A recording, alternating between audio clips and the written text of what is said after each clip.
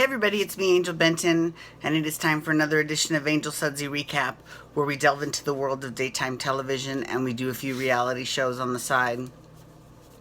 And one of the daytime TV shows that we're doing is General Hospital. And here's the thing about General Hospital lately. So they have they started this new storyline, and I'm thinking that it's Steve Burton's return storyline, right?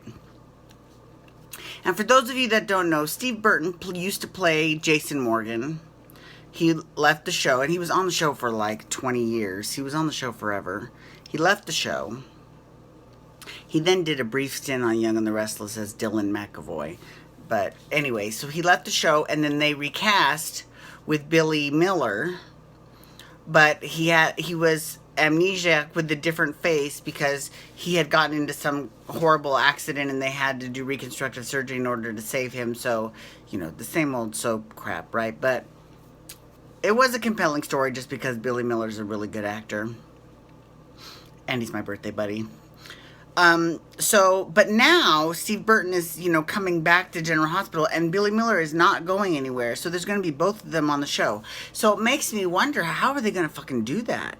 So they've actually started this storyline, and it's great because it really does weave everybody on the show, almost not everybody, but almost everybody on the show together. And the through line through everything is just basically the relationship between father and son, right? So Franco is talking to Jake, who is Jason's son, and he's like, he's telling him about his imaginary friend, and he's telling him about, this painting that he drew with this kid because, and then he's like, and then he starts thinking and then he finds this picture of him with Jason Morgan as a little boy. And he's like, all my adult life I was obsessed with Jason Morgan, and I don't know why. And he was telling his dad, Scotty, and Scotty was like, you had a brain tumor. I mean, because that's kind of how they undid all of Franco's shady past, was they said, it's because he had a brain tumor. He didn't know what he was capable of or doing or anything like that. So, okay. I mean, it's good, though, because I do like Roger Howard. So I like James Franco, too, actually. I like them both. So as long as they keep the character around, I'm okay with that. That's fine. And plus, I'm totally okay with that. That's fine. So they did that, right? But now he's questioning. He's like, I don't know. Why do I have a picture of me with Jason when we were kids? I don't remember meeting him. I don't know. How do I know him?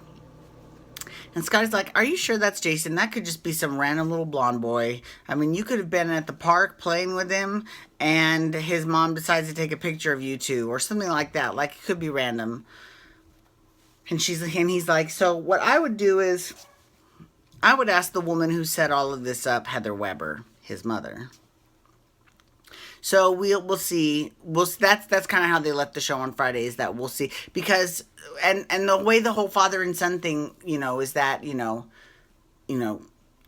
Franco was sharing this moment with Jason's son. And because Jake was worried about his father, because his father is currently comatose in General Hospital right now because he got shot last week when he was saving Sonny from being shot by Petrov, and fucking Sam decided to bust in the middle of it, and then he jumps in the bullet in her way. It should have been her instead. I'm sorry. I'm just saying. Anyway, and I love me some Kelly Monaco, but I mean, it should have been Sam that got shot instead of Jason. I'm just saying. And she knows so too, because Sam is like totally crying, boo-hoo, but what's strange about this is that every other person is feeling very bad guilt about Jason being in the hospital. Carly feels bad guilt. Why does Carly feel bad guilt again? She feels it's a legitimate reason, because she wanted Sonny to leave the mob, and that's why this whole thing happened, because Sonny left the mob. Sonny feels bad because he didn't even ask Jason to come back, and Jason came back, and then, that because they're such good friends, and he felt really awful about that. We know why Sam feels bad, because let's be real, it's really her fault. So all of those, that's. And then they're sort of bringing in, like, and then they're going to bring in Monica, and, they're going to discuss with Monica what's going on as well. So it's really I'm actually very intrigued by this whole storyline, actually. I think it's great. Okay, so then let's talk about how everyone is over Manlanders. I'm not. I hate to say that. I really do. But I'm not over Manlanders. This is the first time I've ever seen Nathan do anything outside of the Port Charles Police Department and Maxie. So I think it's great. I think that's fabulous. And we get to see a lot more of Amy Driscoll, who is my new favorite person. So I'm okay with that too. The Manlanders thing doesn't bother me. And it's not that outrageous that you're like, oh my God, really? It really isn't. The only outrageous part of the Manlander storyline is that if Maxie,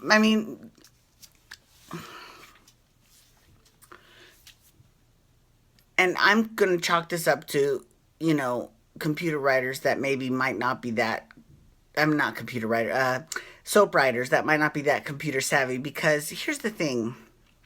If I did a blog and I put a picture of Nathan West up as Manlanders, right? Wouldn't you be able to find that? Wouldn't you see? He made her take it down. Okay, she took it down. But you could totally go into like waybackmachine.org, or you can see any old screenshots from that site, and you can see that that's Nathan's picture. So wouldn't Maxie, who claims to have been following Manlanders, wouldn't she have known all this already? Like, that's the only issue of the story that I'm like, because all the other crap, like, the podcast and the book launch and the one eye showing and, giving Felicia and Mac advice to get busy in public, even though that isn't what he said. He said that they just need to add some spice to the relationship and they got busy in public. But that is all believable, and I'm okay with all of that. It's just that one bit that's like, that doesn't make a lot of sense, and then it just makes Maxie look stupid. So, and not just that, but here's the other thing too.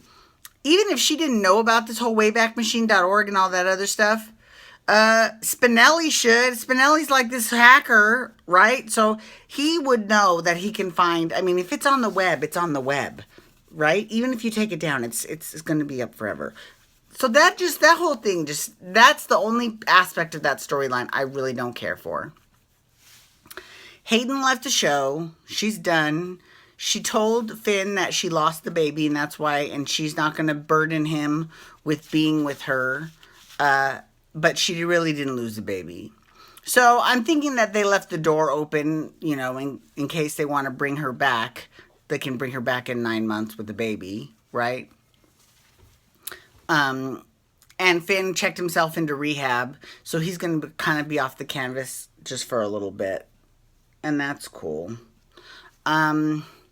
Griffin is all about Ava. It's Ava and Griffin, and they had some moments because, well, first of all, I've got to say, James DePaiva, who plays Dr. Bench, he's actually doing really good. He's doing really well, and he's mentoring Kiki at the general hospital. And I hope that they make him nice.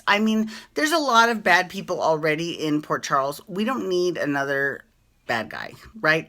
Because if he had, designs on Kiki or something like that, that would just be kind of sleazy, and it would just be like, oh, God, really? But I think it would be if he was a good guy, I think it would be, it's good for her to get this kind of experience learning from a doctor that's, a nice guy and seasoned and wants to see her succeed. I think isn't that what everyone wants from their boss? Doesn't everyone want their boss to help them, coach them and guide them to success, And doesn't every boss want that of their employees? Because if they move up the corporate ladder, wherever they are, doesn't that make you look good as a boss? Okay. I'm sorry. I just veered into real life there. In terms of the whole Nina and Valentine thing, I'm sorry. I love me some Michelle Stafford, and I love me some Nina Reeves, but I just think that they could be writing a lot better stuff for Nina. right? This whole thing with her and Valentine, and especially with the goddamn custody dispute with Lulu over Charlotte. Who cares? Who cares? Who cares? I mean, I cared at least at the very beginning of it, but it's dragged on so long now. I don't give a shit. I don't care. I really don't. Right? It's awful. Anyways, I do want to say thank you so much for logging on today. Please feel free to follow me on Twitter and Instagram at Angel Benton. You can hashtag GH to talk General Hospital, or you can hashtag RHOAKL to talk the Real Housewives of Auckland, which I'm doing tomorrow. And you can also hit that subscribe button on my YouTube page to get my YouTube videos sent to your inbox every single day. All right, everyone, have a great day. Peace out. Wubba, wubba, wubba.